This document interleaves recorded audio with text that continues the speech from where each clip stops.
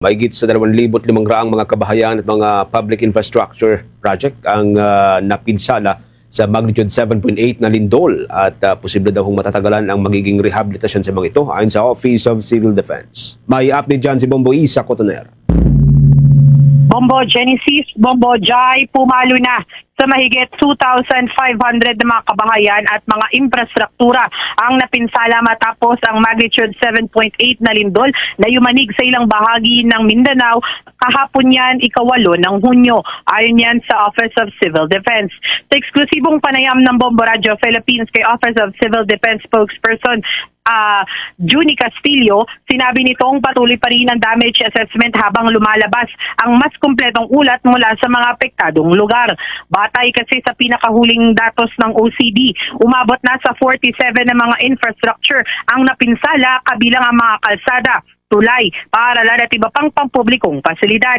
Samantala, nasa 2,505 na kabahayan naman ang naitalang naapektuhan ng lindol kung saan 466 dito ang totally damaged o yung tuluyan ng nawasak at yung mga natira naman at 2,039 naman ang partially damaged.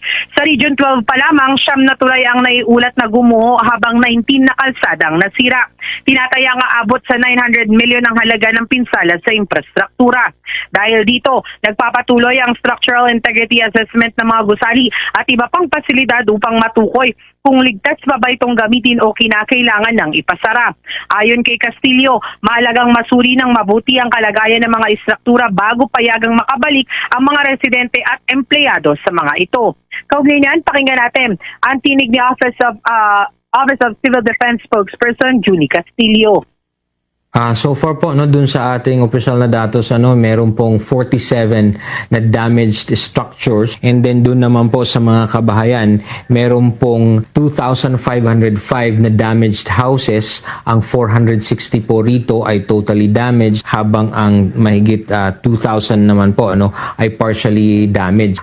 Sa ngayon po tuloy-tuloy naman din yung mga structural integrity assessment doon sa mga iba pang gusali para nga po makita kung ito ay magagamit pa, kung hindi na magagamit, at para kung ligtas pa po ito na makabalik ang ating mga kababayan. So nagtutulong-tulong po doon ang DILG, kasama dyan siyempre yung BFP at saka iba't iba pa pong mga inhinyero from both from the public and private sector para nga po ma-assess itong mga structural integrity ng mga gusali at mga infrastructure. Bagaman wala pang may bigay na tiyak na timeline para sa ganap na pagbabalik na sa normal na sitwasyon sa mga apektadong lugar, sinabi ni Castillo na prioridad ngayon ng pamahalaan ng lugarang pagtugon sa pangangailangan ng mga residente kabilang ang pagkain, tubig, pansamantalang matutuluyan at kabuhayan. Aminado rin ang opisyal na maaaring matagalan ang rehabilitasyon ng mga gusaling matinding na pinsala o tuluyang nawasak. Sa kasalukuyan kasi nakatuon ng mga otoridad sa pagpapanumbalik ng mahalagang serbisyo lalo na sa mga ospital at iba pang critical facilities upang matiyak ang tuloy-tuloy na pagtugon sa pangangailangan ng mga residente.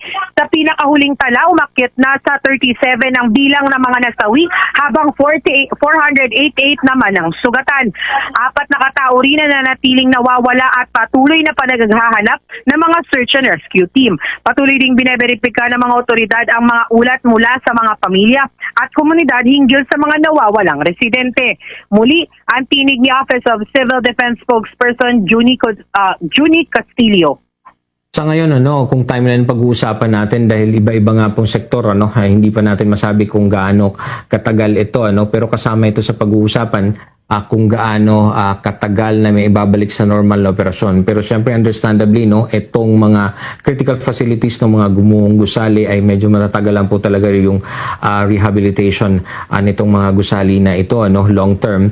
Pero yung sa ating po unahin, syempre, yung ating mga kababayan, yung mga pagtugon sa kanilang pangangailangan sa araw-araw, ganun din yung pamumuhay, livelihood, kasi nga baka may marami pa pong mga hindi pa makakabalik sa kanilang trabaho. So yun po yung pinagtutuunan natin pansin. And then eventually po, syempre, yung kung paano permanente or yung temporary man po, but na mga tirahan ng ating mga kababayan na Samantala, nagpapatuloy ang search and rescue operation sa mga lugar na pinakalubhang naapektuhan ng lindol, partikular sa General Santos City at Sarangani Province. Ayon sa ahensya, mahigit 2,700 search and rescue personnel ang naideploy sa Regions 11 at 12, habang may karagdagang mahigit 1,400 na tauhan na nakahandang ipadala kung kinakailangan.